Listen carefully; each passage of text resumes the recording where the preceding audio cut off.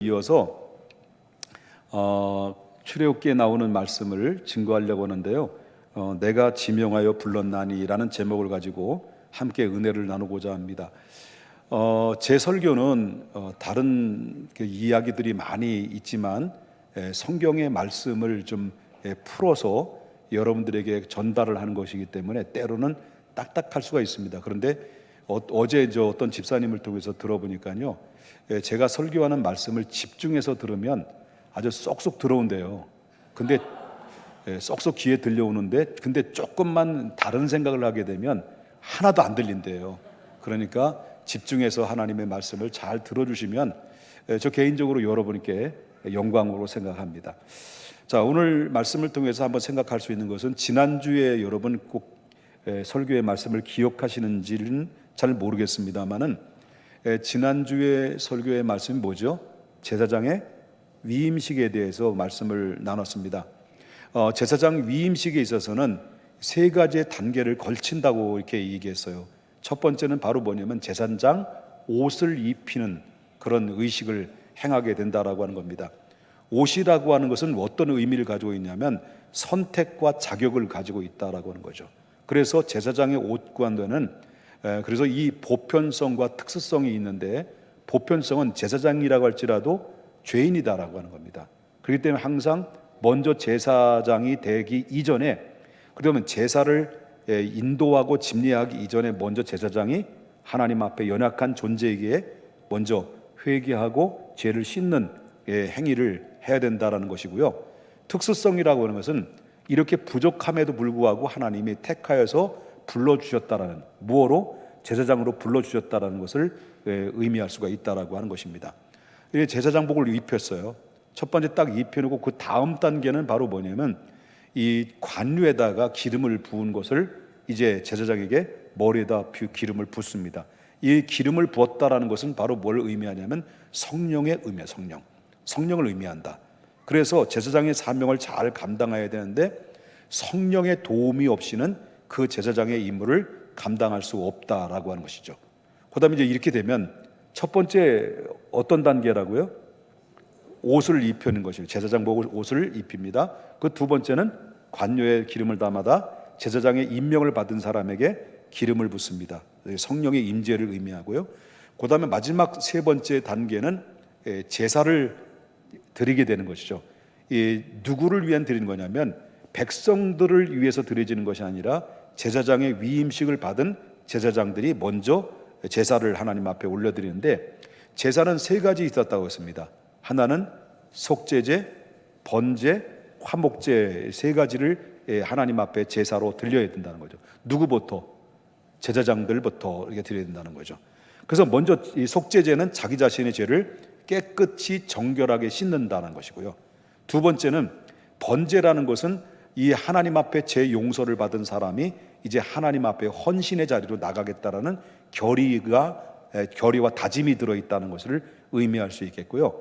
그 다음에 세 번째는 화목제를 드리게 되는데, 이제 하나님 앞에 죄 씻음을 받고 용서를 받아서 이제 하나님 앞에 헌신의 자리로 결의를 하며 각오를 하며 나갈 때 하나님께서 그 모습을 보시고 그 하나님과의 제사장과의 관계가 화목한 관계를 이제 완성이 된다라고 하는 것이죠. 이렇게 화목한 관계를 돼서 화평의 도구로 그때부터 제사장은 쓰임받게 된다라고 하는 것입니다. 자, 이 일에 있어서는 세 가지가 다 적용된다라고 말씀을 드렸는데, 그런데 이 제사장의 제도나 성막의 제도는 오늘날에는 그 제도가 그대로 살아있냐라고 하는 겁니다. 바로 성막은 없어졌습니다. 그 다음에 제사장복도 안 입습니다. 제사장도 오늘날 없어요. 그렇지만 없다고 해서 다 없어진 것이 아니라 영적으로는 계속해서 계승되어 왔다는 겁니다. 그 정신은 그대로 남아있기 때문에 그 영적 계승은 계속 이어짐으로 그 제사장의 위임식이나, 제사장 위임식은 오늘날 뭐예요? 목회자, 목사 위임식이잖아요. 위임 목사라고 그러잖아요. 저도 위임식을 했습니다만은 이런 것들이 계속 연결되어 왔다라고 하는 것입니다. 그래서 이거는 필수상이라는 거예요. 그래서 안 지켜도 되는 것이 아니라 꼭 지켜야만이 되는 영적 계승을 이어지는 것인데, 그래서 그때 당시 이것이 영원히 지켜야 될 규례라고 했습니다. 규례. 이게 영적 계승을 계속 이어져야 된다는 것을 얘기할 수가 있다라고 하는 것이죠. 자, 이렇게 해서 이제 하나님께서 이제 그렇게 영적 계승의 원리에 따라서 바로 이제 그 성막을 짓게 하셨습니다. 성막을 지으라고 하셨고, 그 다음에 그 안에 들어갈 기구들을 어떻게 잘 만들어질 것을 다 설명을 했어요, 하나님이.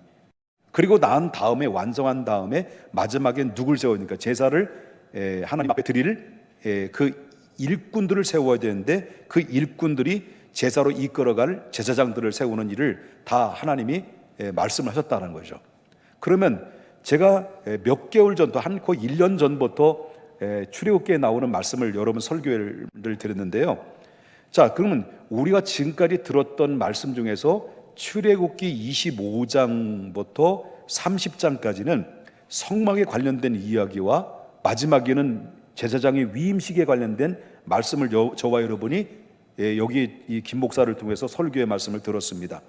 그렇다면 이 내용의 전체적인 내용들이 25장부터 30장까지 여러분이 들었던 전체적인 내용들이 이 시내산에서 모세가 하나님의 영감을 받아서 금식을 하면서 하나님께로부터 직접적으로 계시를 받은 내용들이 25장부터 30장의 내용이라고 하는 겁니다. 그렇기 때문에 이 말씀은 성막이 완성이 되었거나, 아니면 또 제사장의 옷을 입혔거나, 아니면 제사장의 위임식을 한 상태가 아니었다라는 거예요. 그러면 제가 여태까지 지금까지 드렸던 말씀들은 전부 다 어디에서 지금 말씀을 듣고 있는 거예요? 모세가 40일 동안, 지금 모세가 지금 어디에 있는 거예요? 시내산에 올라가서 40여일 동안 바로 뭐냐면 정상에 올라가서 하나님의 영광 중에 계시를 받은 말씀들이 25장부터 30장의 말씀을 지금 계시를 받고 있는 중이라는 것입니다. 계시를 받고 있는 중인데 그 말씀을 25장부터 30장을 제가 모세가 계시를 받은 말씀들을 이렇게 받고 있다는 것을 설명을 좀 드린 거예요. 여태까지 몇 주에 걸쳐서. 그러면 그렇다면 지금 이스라엘 백성들은 모세는 시내산에서 오늘 25장부터 30장까지 계시를 받는 중에 있고, 그러면 이스라엘 백성들은 지금 어디에 있을까요? 시내산 밑에서 누굴 기다리고 있을까요? 모세를 기다리고 있는 중이다라는 거죠. 이 말씀의 배경적인 상황을 여러분 이해되셨으면 아멘 하십시다. 자, 모세는 시내산에서 내려와요. 내려오면 시내상에서 내려오게 되면 모세가 제일 먼저 해야 될 일이 뭘까요? 예? 모세가 시내산에서 40일 동안 있다가 내려오면 모세가 제일 먼저 해야 될 게 뭘까요? 40일 동안 받았던 계시의 말씀을 실천해야 된다는 거죠. 그 실천하는 것 중에 제일 먼저 해야 될 것이 뭘 져야 될 것입니까? 성막을 져야 되는 거죠. 성막을 져야 되는 거죠. 그러면 하나님의 명령에 따라서 성막을 지어야 되는데, 그런데 이런 명령을 받으면서 모세의 입장은 내려왔는데 막막한 거예요. 막막한 거예요, 지금요. 그래서 하나님께서 성막을 지으라고 계시를 하셨고 설계 도면까지 다 그려서 바로 그 모세에게 탁 가슴에 안겨줬는데, 그런데 문제는 바로 뭐냐면 이렇게 수많은 재료들을 어디서 어떻게 조달할 수 있으며, 그리고 이 성막을 어떤 사람을 통해 누구에게 이 성막을 지으라고 이야기라고 또 그 사람을 일꾼을 바로 이제 조달을 하게 될 것인가라는 이 문제를 생각해 보니까 40일 동안 받아왔던 이 성막이나 이런 그 설계 도면을 가지고 왔지만 막상 그 재료들이나 그리고 또 일할 수 있는 일꾼들이 누구를 세워야 될지 지금 막막한 가운데서 그냥 앞이 캄캄한 상태였어요. 그런 가운데 있었을 때 이 모세가 고민 중에 있는데, 그런데 하나님이 또 모세에게 하나님이 음성이 들려줘요. 그 음성이 들려지는데 이제 그것이 여러분이 함께 읽었던 2절 말씀부터 3절을 보겠습니다. 2절 말씀부터 3절. 여기 보면 이렇게 좀 앞에 나오죠. 다 같이 한번 보겠습니다. 다 같이 읽어볼까? 시작. 내가 유다 지파 훌의 손자요 우리의 아들인 부살레를 지명하여 부르고 하나님의 영을 그에게 충만하게 하여 지혜와 총명과 지식과 여러 가지 재주로. 자, 6절을 보겠습니다. 시작. 내가 또 단지파의 아이사막의 아들 오홀리압을 세워 그와 함께하며 지혜로운 마음이 있는 모든 자에게 내가 지혜를 주어 그들이 내게 명령한 것을 다 만들게 할지니. 자, 모세가 캄캄한 거예요. 성막을 짓긴 줘야 되는데 재료는 어디 있지? 성막은 지켜야 되는 어떤 사람이 일꾼으로 세워야 되지? 라고 할 때 하나님께서 모세에게 딱 나타나셔서 하나님이 사람을 지정해요. 일꾼을 직접적으로 부르셔서 지명했다는 거예요. 그래서 하나님께서 유다 지파 훌의 아들인 우리아의 아들인 부살렐이라고 하는 이 사람을 지명해서 직접적으로 그 성막을 짓는 일에 총 책임자로 맡겨줍니다. 이건 누가 만드신 거예요? 누가 직접 하나님이 지명하신 거예요? 아니지, 미리 얘기했네. 아유 참, 이게 성질이 급하면 이래. 그러니까 누가 하나님이 직접 그럼 지명을 했는데 누가 하신 거예요? 하나님이 직접 누구를, 부살레를 책임자로 하나님이 지명하셨다는 거죠. 그리고 그에게 지명을 하고 하나님이 영을 부어주셨어요. 그리고 부살레를 도와줄 사람이 또 사람이 필요했는데, 그는 바로 뭐냐면 오홀리압이라고 하는 사람을 그 옆에 부살레를 붙여줘서 서포터를 할 수 있도록 그렇게 도와줬다라고 하는 것을 보게 된다는 거죠. 여기서 끝나는 게 아니죠. 또 그렇게 할 수 있도록 그 후에도 많은 사람들을 하나님이 직접적으로 사람을 불러서 이 부살렐과 함께 그 성막을 건축할 수 있도록 직접적으로 누가 관여를 하셨냐면 모세가 관여를 한 것이 아닙니다. 하나님이 그 사람을 지명하여 이름을 불러가면서 일꾼을 세워주셨다라고 하는 것이죠. 그러니까 우리가 교회가 작든 교회가 크든 간에 일꾼이 없다라고 걱정할 필요가 없습니다. 하나님은 작으면 작은 대로 크면 큰 대로 하나님의 사역 방법은 하나님이 직접적으로 사람을 선택해서 그 사람을 통해서 사용하시고 그리고 축복하신다는 사실을 믿으셔야 될 줄 믿습니다. 이것이 하나님의 사역 방법이라고 말합니다. 그러면 성막을 짓기 위해서는 부름받은 자들이, 그 사람들은 도대체 어떤 사람이냐라고 이렇게 볼 때, 여태까지 소개를 드렸잖아요. 부살렐이나 오홀리압이나 그 밖에 성막의 일꾼으로 부름받은 사람들은 어떤 사람이냐 할 때, 이 사람들의 특징을 보게 되면 하나님께서 옳다 인정함을 받은 사람들이었다는 거예요. 다시 말한다면 직접 지명을 당한 사람인데 하나님이 옳다 인정을 받은 사람들이라는 것은, 2절을 다시 한번 보겠습니다. 2절을, 내가 유다 지파 훌의 손자요 우리의 아들인 누구예요? 이 부살레를 지명하여 부르고. 여기서 중요한 그 문구가 있습니다. 부살레를 어떻게 했다라는 거예요? 지명하여 불렀다는 거예요. 지명하여 불렀다. 누가 지명한 겁니까? 모세가 지명한 걸까요? 하나님이 지명한 걸까요? 하나님이 직접 지명했다는 거죠. 하나님이 성막을 건축하게 하기 위해서 부살레를 지명해서 부르셨고, 그 부살레를 불렀다는 것은 그 이름을 직접적으로 지명하여 불렀다라고 하는 것입니다. 그 이름을 직접적으로 하나님이 불렀다라는 것은, 그 부르신 것은 보게 되면은 그 사람의 됨됨이가 어떤 것인가라는 것을 우리가 알 수가 있다라고 하는 것입니다.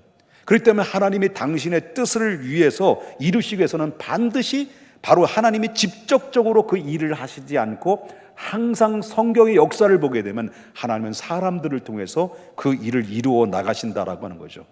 그래서 하나님께서 누군가 이름을 직접적으로 택하여 부르셨다라고 하는 것은 바로 뭐냐면 그 사람을 통해서 어떠한 계획을 이루시고자 하는, 성취하겠다라는 하나님의 의도가, 하나님의 의지가 담겨져 있다라고 하는 것을 보게 됩니다. 사랑하는 여러분, 하나님께서 부르시는, 지명하여 부르셨다라고 하는 이 부르심에 대해서는요, 그때 당시 부살렐이나 오홀리압이라는 이러한 사람들만 부른 거 아니에요. 오늘날 저와 여러분에도 세상 속에서 살고 있던 우리들을, 세상 속에서 살고 있던 우리들에게 누군가가 다가와서 내 이름을 불러주셨고, 그리고 그들을 통해서 우리를 이끌어서서 여러분 이 자리까지 오게 하신 것은 하나님이 여러분들을 부르심에 손짓이었다라는 것을 믿으셔야 된다라고 하는 겁니다.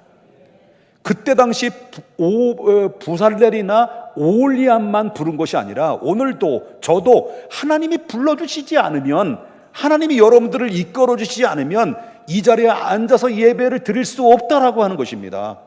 여러분, 내가 내 의지로 내 발걸음을 이 주님 전에 온 것 같지만 결과적으로 볼 때는 하나님의 영이 여러분들을 이끌어주지 않는다면, 하나님이 여러분의 손길로 이끌어주지 않는다고 한다면, 하나님이 여러분들 이름을 불러가면서 여러분을 불러주지 않는다고 한다면 이 자리에 앉을 수가 없는 거죠.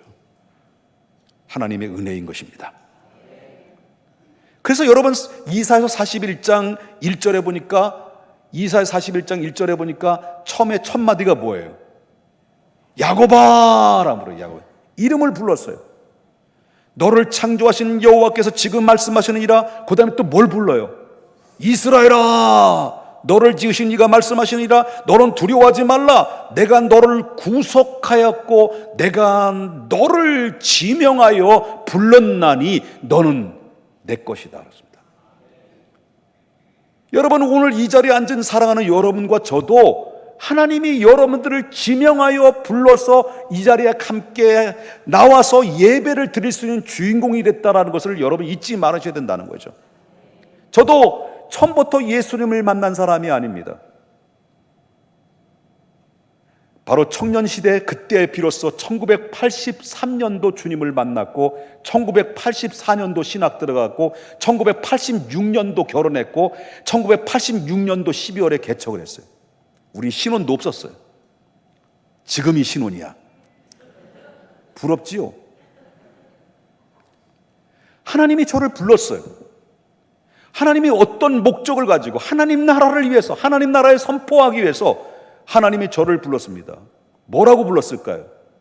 오쁘나라고 불렀죠. 결혼식에 가보니까 사회자가 김옥분 목사님을 소개합니다 딱 하더라고요. 예. 기분은 안 나빴어요. 왜? 하도 많이 들어가지고. 사랑하는 나의 오빠가, 사랑하는 나의 아들아, 내가 너를 지명하여 불렀나니 너는 내 것이다라는 그 음성이 내 안에 들리는 거죠. 이 음성은 저와 여러분에게도 동일하게 불러주시는 음성입니다. 이런 찬양이 있죠. 너는 부유해도 가난해도 너를 사랑하여 구원했으니 너는 내 것이라 내 것이라 너는 내 것이라. 다 같이 내가 현명해도 미련해도 너의 지혜 되어 사용하리니 너는 내 것이라 내 것이라 너는 내 것이라. 너는 잘났으나 너는 잘났으나 못났으나 너의 모든 것을 알고 있으니 너는 내 것이라 내 것이라 너는 내 것이라. 너는 강하여도 너는 강하여도 약하여도 너의 힘이 되어 일으키리니 너는 내 것이라 내 것이라 너는 내 것이라. 너는 어려워도 너는 의로워도 약하여도 너를 나의 피로 바꾸었으니 아멘. 너는 내 것이라 내 것이라 너는 내 것이라 너는 내 것이라 내 것이라 너는 내 것이라 너는 내 것이라 내 것이라 너는 내 것이라. 하나님은 여러분들을 너는 내 것이야 라고 불렀어요. 하나님이 나를 직접적으로 부르셨다라는 이 믿음을 가지고 나가는 사람들에게는 어떤 상황과 어떤 형편에도 낙심하지 않습니다. 왜? 나를 부르신 하나님은 이제부터 나와 함께 하시는 하나님이기 때문에, 이 사실을 믿기 때문입니다. 내가 사망의 음침한 골짜기로 거닌다 할지라도 내가 두려워하지 않는 것은 언제나 주님께서 나와 함께 하시기 때문이다라고 고백했던 다윗과 같은 은혜를 우리가 덧입었기 때문에 그렇다라고 하는 것입니다. 우리 잊지 마십시다. 하나님이 우리를 부르셨다는 것을. 저 옆분과 인사 나눕시다. 하나님은 당신을 지명하여 부르셨습니다. 당신은 내 것이 아니지, 참, 주님 것이. 할렐루야. 자, 하나님이 부살렐과 오홀리압과 성막을 위해서 많은 사람들을 붙여줬어요. 그래, 붙여주시고 난 다음에 하나님이 어떻게 했을까? 예? 하나님이 불렀어요. 내가 너를 지명하여 불렀니, 너를 내 것이다라고 불렀는데, 부르시고 난 다음에 하나님 어떻게 하셨을까? 자, 3절과 4절을 보겠습니다. 자, 부르신 그 오홀리압과 부살렐에게 어떻게 했을까요? 하나님의 영을 그에게 어떻게 했다는 거예요? 충만하게 하여 뭘 줬다는 거예요?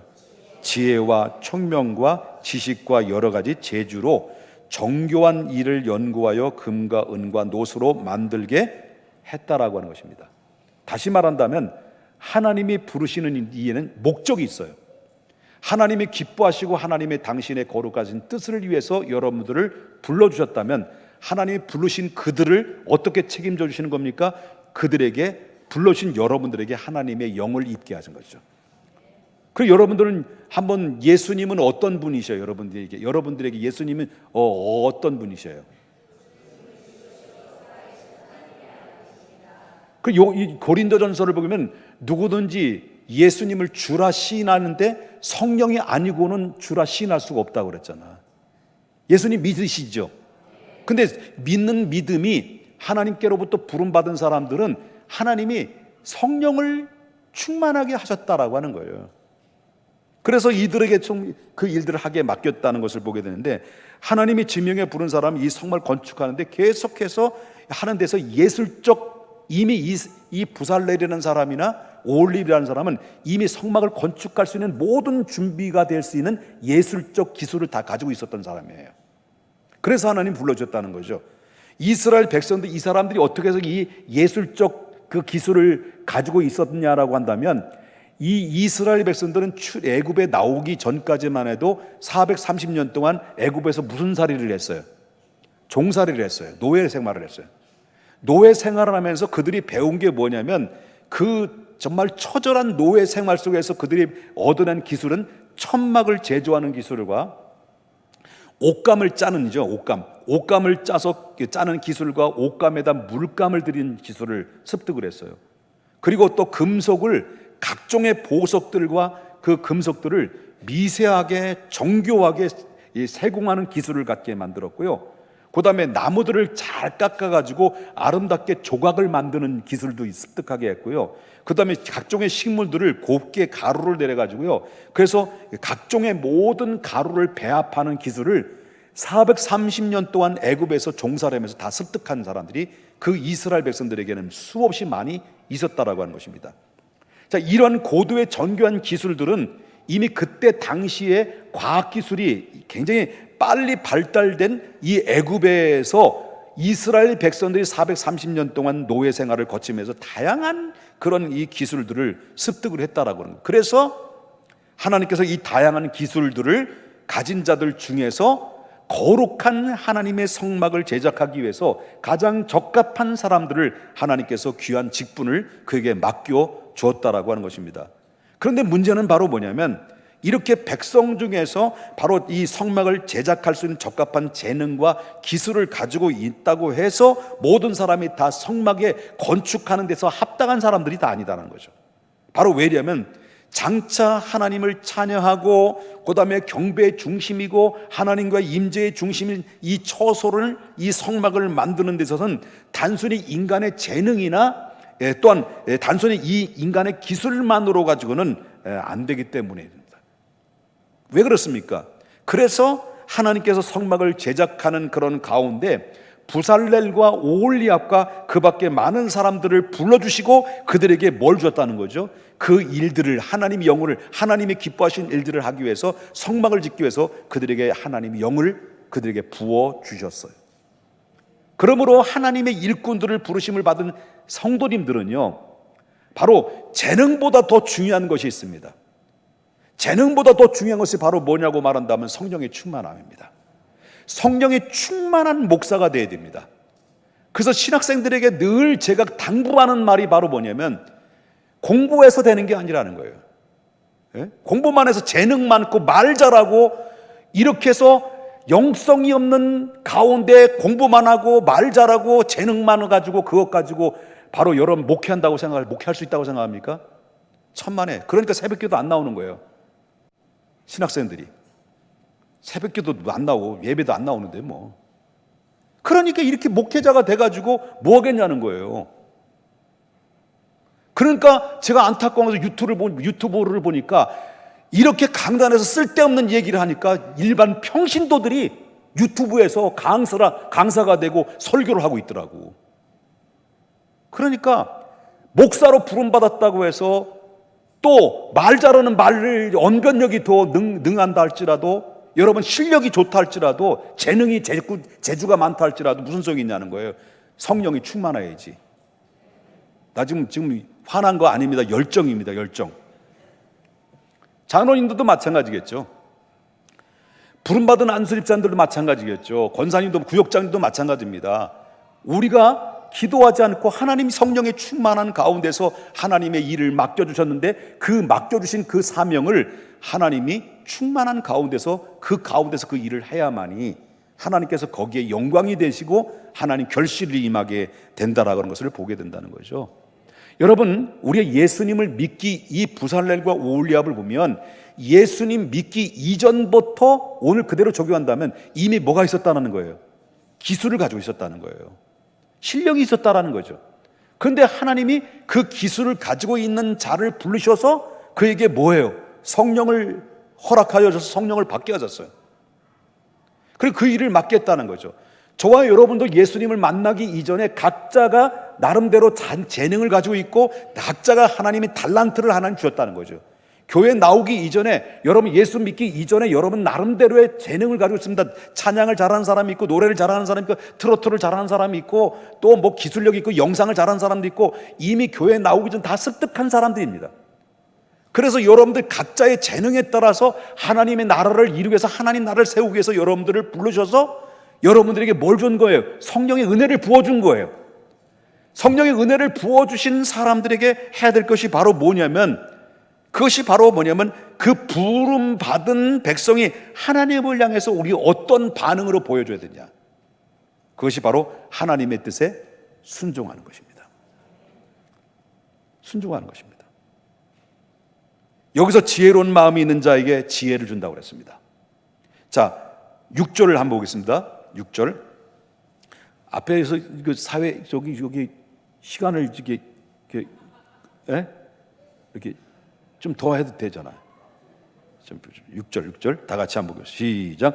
내가 또 단지파 아히사막의 아들 오홀리압을 세워 그와 함께하며 지혜로운 마음이 있는 모든 자에게 내가 지혜를 주어 그들이 내게 명령한 것을 다 만들게 할지니.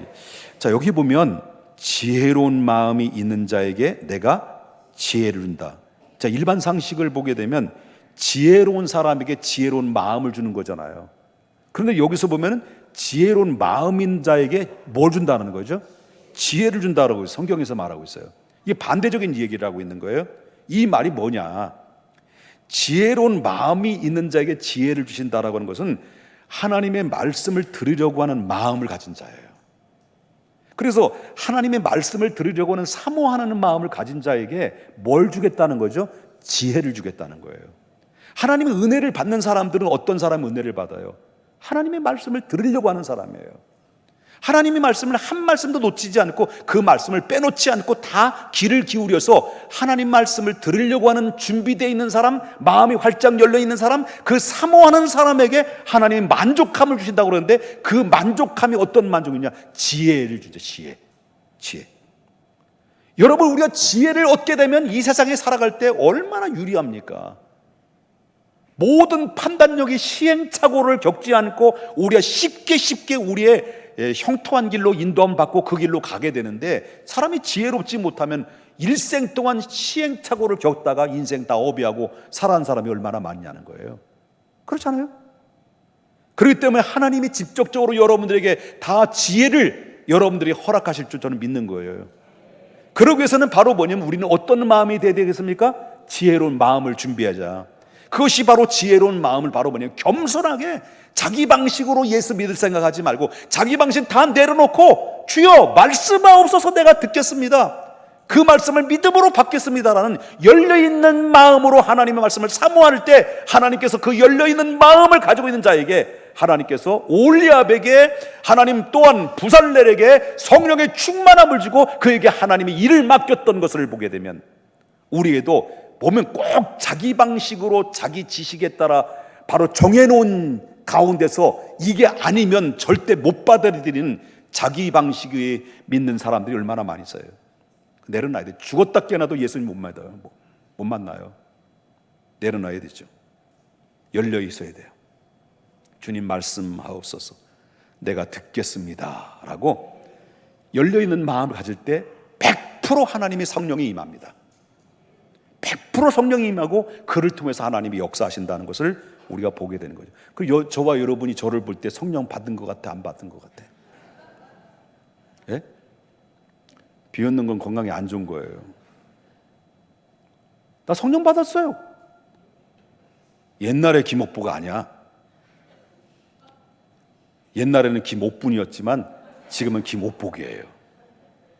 하나님, 열려있는 여러분들의 마음속에 사모하는, 여러분 제발 자기가 정해놓은 식으로 신앙생활 하지 마요. 저게 정해놓은 방법으로 예수 믿지 마시라는 거예요. 자기가 정해놓은 정도가 뭐냐면 주일 예배 일부만 예배 딱 드리는 거예요. 2부 예배는 진리가 아니야. 오후 예배도 진리가 아니야. 새벽 기도도 진리가 아니야. 왜? 자기가 진리야. 요 일부만 진리야. 여러분 절대로 이 지혜로운 마음이 아닌 무기력하고 어리석은 마음 속에는 하나님의 영이 임할 수가 없는 거죠. 열려야 돼요. 마음을 활짝 열어야 됩니다. 옆에 분 한번 인사해봐요. 우리 마음을 좀 여십시다. 네. 열어야 돼요. 그러므로 하나님께서 우리를 불러주신 것은 은혜이고 기회를 주신 은혜이다는 거죠. 그러므로 우리가 불러주신 기회 주신 하나님께 순종할 때 하나님께서는 무엇을 주시겠다는 거죠? 하나님께서 큰 능력과 지혜와 그가 하는 일을, 하나님이 기뻐하는 일을 할 때 하나님께서는 가만히 뒷짐지고 있지 않겠다는 거예요. 축복하겠다는 거예요. 축복이 먼저 선행이 아니라 우리 하나님 앞에 열려있는 마음으로 하나님의 말씀 앞에 나아가고 그 말씀의 순종의 자리로 나갈 때, 그때 준비한 하나님의 축복이 열려있는 지혜의 마음속에 지혜를 주듯이 헌신의 한 발자국 한 발자국 우리가 그 자리에 믿음으로 나아갈 때 하나님께서 우리에게 준비된 축복의 주인공으로 이끌어 주신다는 것을 믿으셔야 될 줄 믿습니다. 말씀을 마무리하겠습니다. 오늘 본문에서 하나님께서 지명하여 부르심을 받은 사람은 어떤 자세로 가지고 살아가야 될 것인가 라고 하는 것입니다. 하나님이 말씀하십니다. 나는 너를 사용하겠다. 너는 사용하는 이 자리에 참여하겠느냐라는 기회를 주실 때 우리의 반응은 어떤 반응이 되어야 되겠습니까? 아멘, 감사합니다라고, 내가 무엇인데 나를 사용하십니까? 라는 겸손한 자세를 가지고 불러주신 은혜에 바로 기회를 감사하는 마음으로 하나님 앞에 나아가야 된다라고 하는 것입니다. 우리 중앙교회는 지난 3월 달에 새로운 임직자들을 선택을 해서 임직식을 거행했습니다.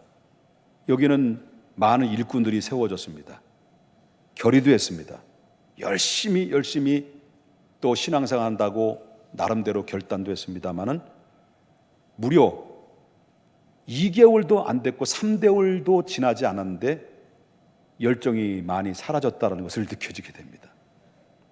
하나님이 부르셨는데.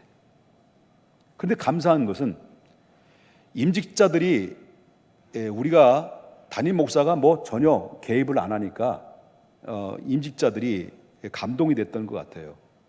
감동이 돼서 저희 교회에서 이게 임직을 하고 기념비로 남기자라고 해서 이분들이 바로 모여가지고 저 필리핀에 교회를 하나 세우자라고 의견을 같이 모았던 것 같아요. 근데 이 외국에는 우리 교회가 세워진 교회들이 많이 있기 때문에 국내 선교를 한번 거기에 생각을 염두해 주자 그래가지고 이분들이 생각하기를 세계에 뿔뿔이 흩어져서 선교 사역을 감당하는 선교사들이 1년 동안 7년 사역을 하고 1년 안식년을 보내러 한국에 왔으면 여기 한국에 다 정리하고 갔기 때문에 한국에 들어오면 여기 머물 수 있는 이 장소가 없는 거예요.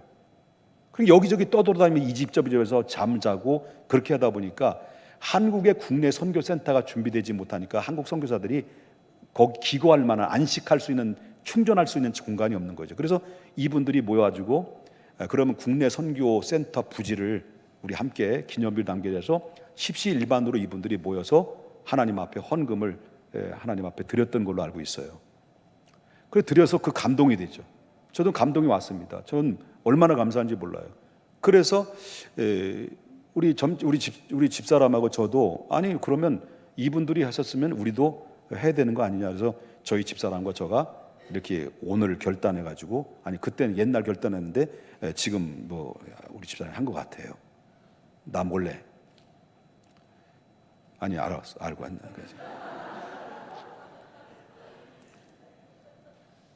자 교회 존재 이유가 뭘까요? 하나님이 이 교회를 세운 본질이 뭘까요? 하나님이 기뻐하시는 게 뭘까요? 하나님이 이 중앙교회 아니 저와 여러분에게 바라고 원하는 뜻이 뭘까요? 이 중앙교회가 앞으로 나가야 될 길이 뭘까요? 다른 거 아니겠습니까? 다른 거 아니잖아요. 영혼 구원 아니에요. 영혼 구원. 그리고 다음 세대를 키워서 생육하고 번성하고 충만하고 정복하고 다스릴 수 있는 리더자를 키워나가는 거예요. 세상을 다스릴 수 있는 리더자를 키워서 그 일들을 행할 수 있도록 하나님께서 우리 교회를 지상 명령으로 내려주셨어요. 선교하라. 땅끝까지 가서 증인되라 라고 했을 때 여러분이 우리 중앙교회 보시다시피 여기에 50% 가까이 다 젊은이들입니다. 청년들이 많습니다.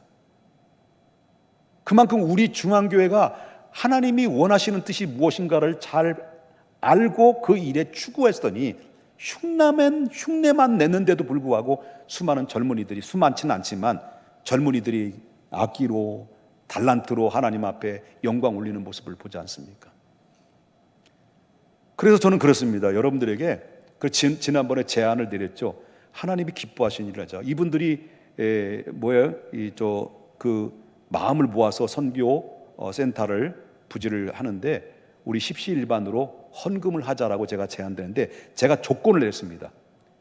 무명으로 하자. 그럼 무명으로 하면 내가 안 해도 되잖아. 아무도 몰라.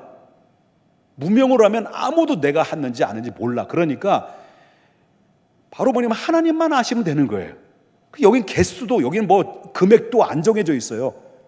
금액도 뭐 정한 적도 없어요. 그렇지만 여러분이 정말 이 일에 함께 하는 일에 정말 동참할 수 있도록 할 수 있는 방법이 뭘까 할 때 무명으로 여러분 한 2주 정도만 딱 하고 마치겠습니다. 여러분 그러면 누가 했는지 누가 얼마 했는지도 모르니까 부담이 없는 거잖아요. 저희 중앙교회 이 증축할 때도 딱 2주만 헌금했어요. 그 외에 헌금 얘기 안 했어요. 일제히 안 했어요. 아니 아예 안 했어요. 잘한 건가? 못한 거네. 그러니까 다음 주와 그 다음 주 이 2주에는 무명 봉투를 여러분들에게 나눠줄 겁니다. 그럴 때 자유롭습니다. 뭐 금액도 없습니다. 금액 정해진 것도 없습니다. 아내도 뭐 누가 했는지도 몰라요. 이름을 써도 좋아. 그런데 안 쓰는 게 좋을 것 같아요. 그래서 왜냐하면 쓰면 자랑할 것 같아가지고. 그래서 여러분들이 정말 자유롭게 하나님의 기뻐한 일에 올리압과 부살레를 하나님 앞에 부르셔서 하나님이 영으로 충만케 하시고 그 하나님의 기뻐하는 일을 하도록 하나님께서 권유했다면 그 말씀을 그대로 오늘 대입시켜서 적용한다면 우리 중앙교회가 어떻게 해야 될 것일 때 그 생각이 떠올라서 여러분 제안하는 겁니다. 여러분 뭐 기분이 별로 나쁘신가 보다. 참 기분이 별로 안 나쁘시죠? 예, 전혀 부담이 갖지 않습니다. 부담 무명으로 1억씩만 하면 됩니다. 그래서 기도하겠습니다.